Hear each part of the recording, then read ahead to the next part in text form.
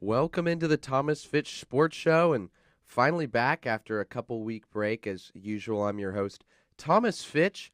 Texas now officially in the Big 12 championship game. They pick up big wins over Iowa State and then Kansas. Meanwhile, West Virginia loses to Oklahoma State and then loses to OU. So it's a Texas OU matchup. We're going to talk about that, break that down, break down those two games that Texas won. And we're going to look at all the possible situations that could happen in the college football playoff next week. All that more coming up next.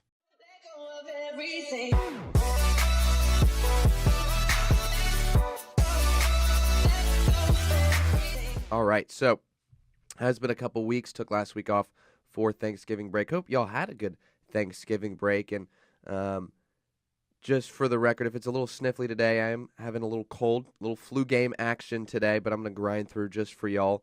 I don't think I've ever sneezed on air. We may do that today, and maybe the first sneeze on the Thomas Fitch Sports Show. So we may make history. So if you're listening, you're a part of history, possibly. But like I said, Texas officially in the Big 12 championship game. 2 weeks ago, they beat Iowa State. Right before that, Oklahoma State beats West Virginia, which meant that all they needed was to beat Iowa State, beat Kansas, and they're in. And they do that. And so they're in. OU beats West Virginia last week, so it's a rematch of the Red River rivalry where Longhorns won earlier on the year 48-45. Before we kind of start talking about that, we'll do a little brief breakdown of that. But let's talk about the Iowa State and Kansas game. Texas beats Iowa State 24-10. Next week beats Kansas 24-17. And, I first of all, on the Iowa State game, definitely a much better game than the Kansas game. But I would say, personally for me, the Iowa State game was the most complete game this Texas team has played, start to finish, in control of the game. There was no slow start. There was no letting off the gas in the fourth quarter. It was solid play through four quarters. Kansas saw a little bit of letting off the gas in the fourth quarter, similar to the Tech game and the OU game. Let's go ahead and get into our offensive breakdown. Offense struggles a little bit in both of these games, and the main reason Sam Ehlinger gets injured against Iowa State right before halftime, so Shane plays in the second half. And I said this back when Sam got injured against Baylor. When Sam goes out and the offense struggles, it just shows how dependent they are on Sam and how dominant Sam is as a player. But Shane obviously comes in, plays the second half against Iowa State, and really plays a great game, does what was needed to get the win. 10 for 10, 89 yards, and, after losing the starting job, great class act to stick around and really play great and do what was needed for the win. Did that against Baylor, does that against Iowa State. Trey Watson has a great game, 93 yards, 6.6 yards per carry.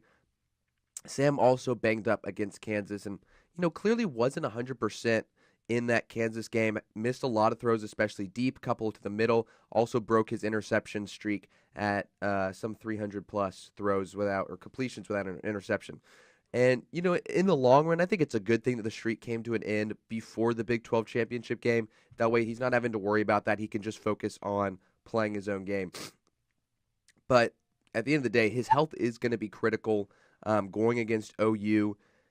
And in my opinion, I know Herman's kind of take on this was the best player is going to play, and if Sam's healthy, he's going to play against Kansas. I would have liked to see Shane play just because clearly Sam wasn't 100%, and he, I think Herman said this week that, Sam's still working to get back to that, but I feel like if he hadn't have played and could have taken another week to recover, I know that obviously you can't take a game lightly, and so you can't say, oh, Kansas is an easy win, we're going to put in Shane. But this is a team that Shane's played twice, and they've won the games that he's played in. And so that's why I would have felt confident starting Shane against Kansas. You get Sam a week to be healthy, and I still think Texas wins with Shane in at quarterback, especially because Shane would have been healthy in that situation. But, that's Herman's decision, and we'll talk about the OU game in a little bit, but clearly it was, it was a big factor, Sam not being healthy in that game. I would say the Longhorns running the ball a lot better. Obviously talked about Watson with 93 yards in the Iowa State game. Texas ran the ball well against Kansas. And even though they only put up 24 points, it wasn't like the offense was very lacking. They had you look at the first half, the first quarter, Texas dominated the first quarter and only had the ball twice, scored once. The Kansas punter had a heck of a game and really did a good job, especially in the first half, of pinning Texas deep. And so they're trying to go on long drives. And while they did go on a long drive on the first drive of the game and they scored, it's just tough to drive that whole length of the field. But regardless, they did a good job of taking up long drives in that game. Let's move to the defense, because I really do want to talk about the defense a little bit more, because it was really a great 2 games for the defense, giving up 27 points in 2 games. That's much better than what they had done against, Tech and West Virginia and Oklahoma State in the games prior. But, looking at the Iowa State game, going against Brock Purdy, David Montgomery, Akeem Butler, some of the best players at their respective positions in the Big 12. And, outside of Butler, Longhorns really shut down those guys. Purdy, who's, I know he's a freshman, but he's been the Big 12 newcomer of the week just about every week this season, and really had a stellar freshman year. He only had 130 yards in this game. And Montgomery, I know, suspended the first half, but comes in second half, 10 carries, 33 yards, averaging 3.3 yards per carry. And that's just a great job of this defense really, stopping that run. And that was one of my worries in this game, was how was Texas going to be able to respond in the second half when Sam got injured and, David Montgomery coming back for Iowa State? Were they just going to be able to run all over Texas and run away with the game? But instead, Texas defense comes up huge, really stout. Good job on up front by the front 7 of Texas. And, I say front 7, it's a weird scheme. I mean, you see B.J. Foster, Caden Stearns getting sacks and getting tackles for losses. B.J. Foster lining up a lot as a nickel or kind of an outside linebacker, which it'll be interesting to see if he continues to line up like that going forward in the future. But, it is cool to see Orlando. It feels like his creativity has finally started to work in the last couple games, and he's been known for so long of being able to use really creative blitzes and creative defensive schemes, and really hasn't worked until Kansas and Iowa State, but seemed to really do a good job in those 2 games. And obviously moving on to Kansas, that was a team who scored 40 against OU the week prior. Texas holds them to 17. It was a weird 17. It was just kind of a weird game. Like, it was a 7-point win for Texas, but it never really felt like Kansas could ever win that game, because it was so defensive for the first half, where even though Texas was only up 7-0 at halftime, they dominated the whole first half. They dominated possession.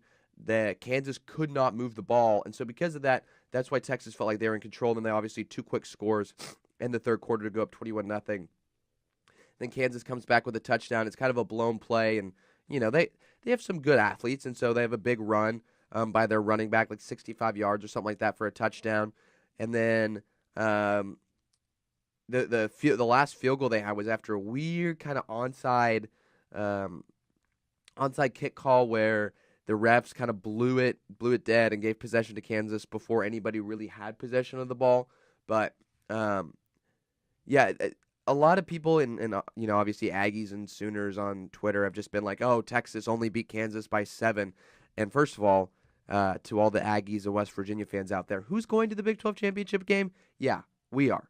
Y'all have fun watching championship weekend from your couch. Anyways,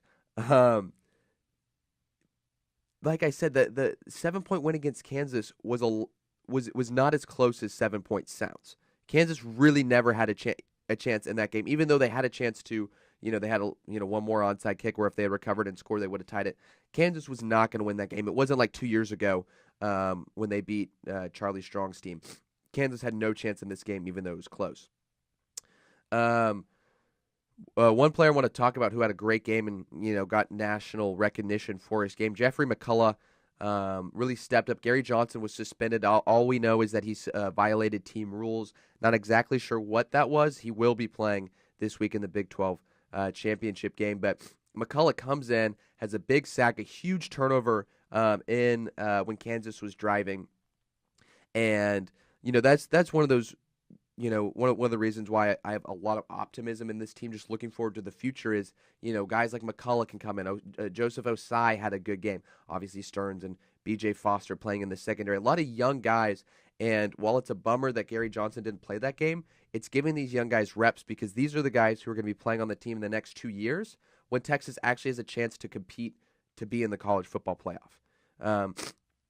When Ellinger's more experienced and you really start to develop the defense. And I think there's a good chance that LJ and at least LJ, maybe Colin Johnson too, stick around.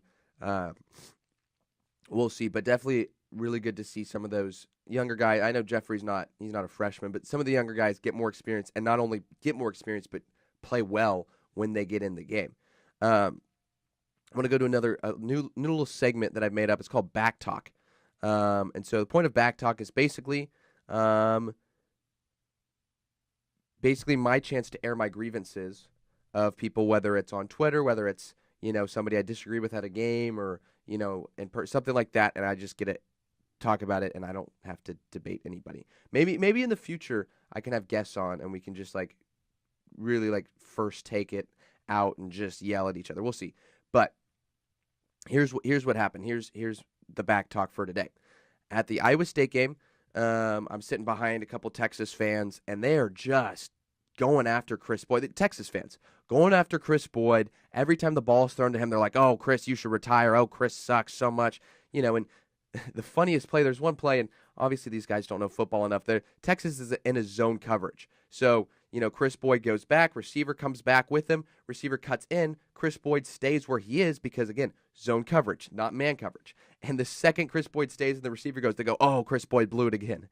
And, it's not just these guys. I've heard a lot of people who are not very fond of Chris Boyd. Here's my take on him. He's a good cornerback, a very good cornerback, not a great cornerback, but he's a good cornerback. And a couple things about Chris Boyd. Does he get burned sometimes? Yeah. But let's look at the list of some of the receivers he's had to guard this season. Marquise Brown, Tylan Wallace, David Sills, Hakeem Butler. That's just some of the guys he's had to go up. He's had to go up against some of the best receivers in the nation. And he's done a really good job. And here's a point I like to make. In the NFL, the best receivers go up against the best cornerbacks. Julio Jones, A.J. Green, Antonio Brown. Those guys are lining up against the best cornerbacks every game. Yet, they're averaging about, 80 to 100 yards of reception a game. If the cornerbacks locked, if Chris Boyd did what fans think that cornerbacks should do and lock down receivers every game, then quarterbacks in the NFL would be locking down receivers for 0 yards a game. When you're going against the best receivers in the game, your goal is to stop them as many times as possible.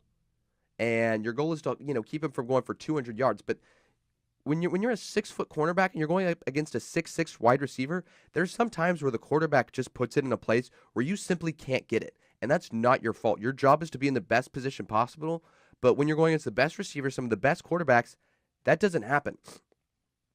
And, another thing is when you watch another college football game of a team, that you're not a fan of, when a wide receiver makes a good catch, say, a big catch down the sideline, nobody ever goes, "Oh man, that cornerback got burned." You think, "Oh man, that wide receiver made a great play." But when you're watching your own team, you're watching them so closely, and so you're judging your own players. So when the receiver on the other team makes a catch, you're like, "Oh, the cornerback got burned." And so that's another thing about Chris Boyd. One last thing about him. He has a lot of really good, insane pass breakups where, it looks like he's gotten blown by. The last second kind of gets a hand there, tips the ball up, forces an incompletion. That's textbook cornerback. Textbook cornerback is not being in the perfect position, but the textbook cornerback is not being stride for stride and intercepting the ball every time. I mean, the best cornerbacks in the NFL maybe have 5, 6, 7 interceptions a year. That's not... and think about how many times a receiver catches the ball over them versus how many times they get an interception versus how many times they break up a pass. And so Chris Boyd does a really good job of knocking the ball away and being in the perfect position to, knock the ball, strip the ball, tip the ball up from the receiver. Now, like I said, he's a good cornerback, not a great cornerback. And so he does need to work on the timing of his jump balls and interceptions, But like I said, he's good, not great. And so because of that, I think he could maybe have a career in the NFL if he could really develop his catching skills, really develop his timing skills. But and I think he needs to get a little bit faster. But he has taken a lot of unnecessary flack for how well he's played this season. And when people are saying like, "Man, I just want him to retire," we saw what happened when he didn't play. He didn't play in the first half against Oklahoma State, or first quarter, whatever it was. Team got torched. So him being in the game is huge, and he's a huge part of this Texas defense. Another thing I want to talk about defensively, just overall, is I think finally this defense is getting almost as healthy as possible. Brandon Jones played against Kansas. It was great to see him back. Hasn't played since West Virginia. However, he took a big hit on a punt return. It was called targeting. It was the right call. I've not heard anything on if he will be able to play. I know he was going through concussion protocol, but that would be huge if he would be able to play against OU. Speaking about OU, I'll give just a little bit of a preview for that game and kind of my predictions. And I would say overall, matchup-wise, this game favors Texas. And the reason I say that, and this is something I noticed in the OU game, in the Red River rivalry, Texas is just more physical than OU. Up front, on the defensive side of the ball, there was a reason why they won. They out-physicaled OU. They're bigger, they're stronger, and they just have more grit than the OU guys. And so I think that's a huge factor. Obviously, Kyler Murray versus Sam Ehlinger. Sam outplayed Kyler last game. Kyler's still an incredible athlete, and it's going to be scary to go up against him. Marquise Brown and CeeDee Lamb, incredible receivers. So as far as speed and talent, I think OU has the edge. But as far as defense and as far as physicality up front on both ends of the ball, I think Texas has that aspect. And I think there's a lot when you look at Kyler Murray. Here's a guy that sounded like Chris Cole. Now here's a guy, but here is a guy who has an MLB contract, who when he's scrambling and comes upon a defender, he slides, whether he's at the first down or not. Sam Ehlinger is doing whatever he takes to get every extra yard. And Herman talks about the culture plays. When they get the ball to Little Jordan on a 3rd and 18, and the whole offensive line basically picks him up and carries him 20 more yards. OU doesn't have those. OU doesn't have culture plays. And that's why I favor Texas in this game matchup-wise. Where I favor OU is the fact that they already lost to Texas, and they have the revenge factor. For Texas, it's hard to beat a really good team twice in a year. It's really hard. And that was why I was hoping Texas would play West Virginia, because it's really hard to beat a good team twice in a month. And so I think Texas would have had the revenge factor against West Virginia. But OU, they have the revenge factor. They can look at the tape and say, man, we had a chance to win that game against Texas. Lost by 3 points, but I feel like OU's grown a lot since that game. Obviously, Texas has 2, but I do think it's going to be another really close game. I think it's going to be really chippy. Anytime you get a rivalry game twice in 1 year, it's just emotions are going to start up here and they're just going to escalate the whole game, which will be fun to watch. And I think I do feel like the Big 12 has gotten kind of soft. I'll give my little 10 seconds on the horns down thing. I hate the horns down. But here's the deal. If you want to do it, do it. I want rivalries to be fun. I want rivalries to be chippy. That's what makes rivalry games so exciting, is that the teams hate each other. And it comes down to who wants it more. And that's true good football there. If players aren't allowed to talk a little trash, if they're not allowed, if Brecken Hager can't say, what does the clock say? Currently it is 11:48 and OU still sucks. But, if players can't say that, if players can't, do the opposing team's hand sign down, it's just football's becoming too soft. And I get the hit, to an extent, the whole concussion side of the, protect the head. But let the guys trash talk a little bit. It's a rivalry week. Let the guys go at it. So I hope the officials will let the players really go at it. And not necessarily like a fight, but let them trash talk. Let them kind of get aggressive and use that in the game, because that's certainly an edge. And, I promise you, when it comes to competitive edge, I'm giving it to Sam Ehlinger and Brecken Hager and Little Jordan and Gary Johnson and Kate. I'm giving the competitive edge to Texas over OU. I see OU as a team that oh yeah, we're really good. We've kind of cruised through a lot of our games. We don't really play defense, but we're good on offense. I see Texas as a team that, like, you know what? At the beginning of the year, if you told us we'd be in the Big 12 championship, we wouldn't believe you, but we've had to work for everything that we've done. I feel like that's the mind point on the Texas end. And so that's the whole physical, that's the whole culture thing. And that's the edge I'm giving to Texas is the culture, the physicality, the determination. Oh, you more talented than Texas on the offensive side. Um, but I think, and I would say OU probably has better offensive coaching. Texas, Orlando, Todd Orlando, much better defensive than I don't even know who OU has defensive coordinator. But all in all, it's going to be a fun game to watch. And now let's talk about the bulk, whatever conversation. If Texas loses, if they win, what happens? So it's pretty simple. There are three options. Actually, it's really down to two bowls: the Sugar Bowl and the Alamo Bowl that Texas could be in. If Texas wins, they're in the Sugar Bowl. Big 12 champs go to the Sugar Bowl.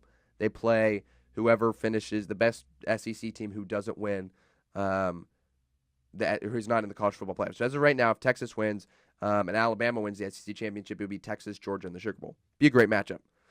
Other option number two, Texas loses, OU makes the college football playoff. So by definition, best Big 12 team, not the college football playoff, would still be Texas, so they'd still be in the Sugar Bowl. Final option number three, OU beats Texas, OU doesn't make the college football playoff, Texas in the Alamo Bowl. And I would say any of those three options are great, especially just, the way the season started. A loss to Maryland, barely beating Tulsa at home. After those two games, and I know, if you go back to the Maryland episode, after the Maryland game, I still had a lot of optimism. After the Tulsa game, it was gone. I had no hope in this team, really competing for the Big 12, no hope in them having a chance to get to 10 wins. But I did say this. I said this after the Tulsa game. I said Big 12 play hasn't started. And it's a whole new game. You start over at 0-0. And Texas did that. The USC game was huge. The TCU game to start the Big 12 with some momentum was huge. But that's why this Texas team has been so impressive to go from, and Brecken Hager's talked about that, and a lot of other guys have said that Maryland loss was the best thing that could have happened to the team this year. Because it woke them up to reality that, hey, we're not just going to be able to cruise through. And that's, I feel like that's the culture that Texas has been trying to fix since they brought in Charlie Strong. And I think Charlie Strong did a good job of that. But I think they're kind of, this is the icing of the cake. And I don't like to say icing of the cake like, oh, Tom Herman is just cleaning up what Charlie Strong did. No, Tom Herman, the success of the program this year is because of Tom Herman. But as far as fixing the culture, I think a lot of that, I think that's the icing on the cake, is the fixing of the culture. The players and the play, that's Herman. But the fixing of the culture, Charlie Strong did a great job of fixing of starting to fix the culture, and I feel like Tom Herman has finally fixed it. And this Texas team is way better off than it was when they fired Mac Brown. He resigned, but he was fired. And they're primed to win the Big 12 championship, be in a New Year's Six game, and have a good recruiting class and have a chance to compete for a college football playoff spot next year. So that's talking Texas. We'll get to some other segments. First segment, this is another segment I want to start doing, but this is the one cool thing. The one cool thing of this episode of this week, there's been a bill proposed by a San Antonio House of Representative, State Representative, Lyle Larson. And what the bill says, it's essentially, it would basically force Texas to play A&M on the threat that if they don't play in a non-conference game on Thanksgiving weekend, if they don't play, they would take away state funds to the athletic program. So whether that's scholarships or just other funds that the state gives to the school, they would take those away. Now, a similar act was proposed in 2013, never made it out of committee. We'll see what happens here. But as any fan of college football, especially college football in Texas, this is exciting. I know Larson said he wants this to happen by 2019. It's not, because they've already finalized schedules. But this is something that Texas could see. I could see reasonable by 2021, 2022, once you kind of get out of where you already have teams scheduled. It's definitely something that could happen, and I personally would love to see that rivalry be brought back, and I know a lot of people want to see that rivalry brought back. I think that's just good for the game of college football in general, and that way we can there's so much trash talk between Aggies and Longhorns right now on Twitter of, oh, we're better, or oh, we beat you this year. Who knows? Like, who knows in the last, since 2012, who would have won when they played every year? And, the biggest reason I say that is because it's a rivalry game. Records, it's so cliche, but it is the truest thing that records just go out the window in a rival. I mean, that's why Texas, a couple years ago, 3 years ago, beat OU. They went 5-7. OU made the college football playoff. There's no way you could tell me that Texas team was better than OU. And so that's why when Aggies and Longhorns are, arguing, oh, A&M had 9 wins, Texas had 8 wins this year, so A&M would have won. Who knows? And so that's why I think it'd be so exciting to get that game going again. And finally, final segment, let's talk some college football. We are a week away from having the college football playoffs be revealed. So I want to kind of go over some possible scenarios. We're going to start with kind of most basic and go all the way down to a lot of chaos. So easiest one is kind of the favorites. Chalk happens. Favorites win. Bama beats Georgia. Notre Dame, they're already in. They don't play a conference championship game. Clemson beats Pitt. OU beats Texas. Ohio State beats Northwestern. So obviously you get Bama, Notre Dame, Clemson in. Question would be then between OU and Ohio State. I actually don't know. I think when you look at stats, OU's the better team. The interesting thing for this situation is you look at Ohio State, better win, worse loss. If OU is in the situation where they've beat Texas in the conference championship game, their only loss is also their best win. So it's interesting. It'll be interesting to see who the college football playoff committee favors in that head-to-head. I think OU should get the nod. It kind of depends on how each team plays in the conference championship game.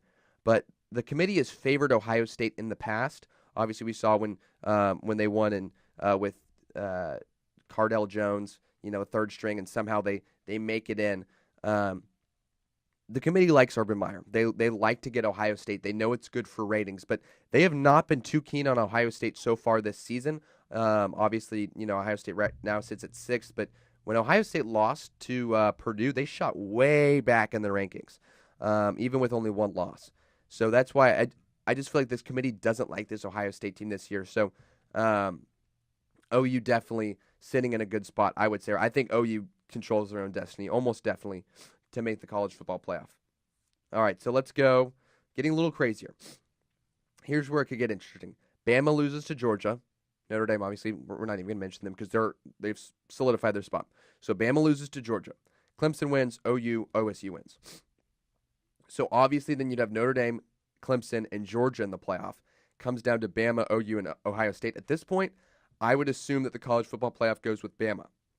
Now, if Georgia blows them out, that's a different situation, but I don't see any possible situation where Bama gets blown out by Georgia. Even if Tua somehow gets hurt in this game, bring in Jalen Hurts. He's still an incredible quarterback, led them to national championship last year. So this Alabama team is almost in without a doubt whether they win or lose. Let's get to even more chaotic. So here's what could happen.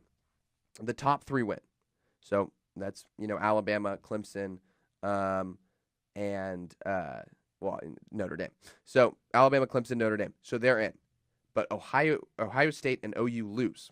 So then you look at who gets in at number 4, and I think, it comes down to 2 lost teams at that point because it's a 2-loss Georgia team, 2-loss Ohio State team, 2-loss OU team, neither of which have won their conference championship.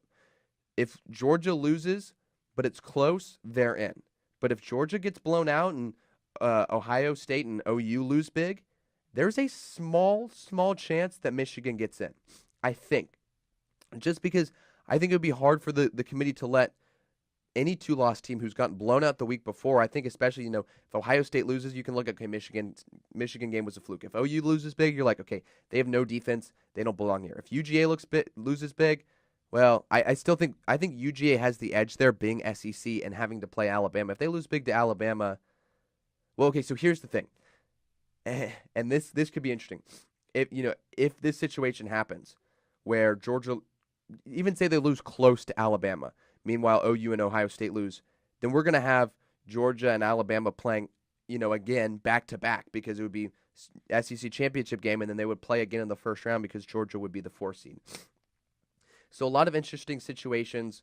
You also have the situation if Clemson loses and, if Clemson loses in that situation where Bama wins, where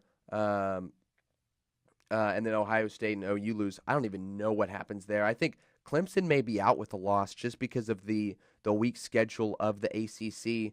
Um, but that's Clemson. The thing about Clemson is because they haven't lost, the College Football Playoff Committee hasn't really had to rank them anywhere. They're 2 right now because they're undefeated. But chaos could happen. I think Clemson wins. I think Alabama wins. I think and Notre Dame's in. So I think the interesting thing to watch is what happens with the OU game, what happens with the Ohio State game. I know for sure, as much as Buckeyes are going to hate it, they're going to have to be rooting for Texas when they play OU. So, anyways, that's all we got. We'll be back one last episode next week, recapping the conference championship game. Hopefully in bright spirits. Hopefully Texas hoists the conference championship trophy, but we'll see. Anyways, until that happens, from the Thomas Fitch Sports Show, I'm Thomas Fitch. Hook 'em horns.